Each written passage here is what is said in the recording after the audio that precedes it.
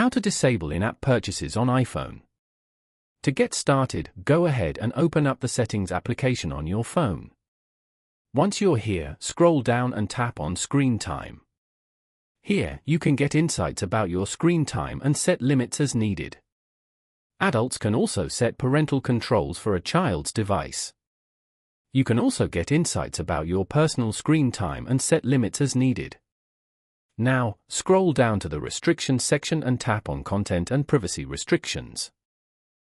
Here, you can manage content, apps, and settings. Go to iTunes and App Store purchases at the top. And then, tap on In-app purchases. Here, select Don't Allow. Following these steps, you can easily disable in-app purchases on iPhone. Thank you for watching. Please leave a like if this tutorial helped you, or leave a comment below if you have any questions related to the video.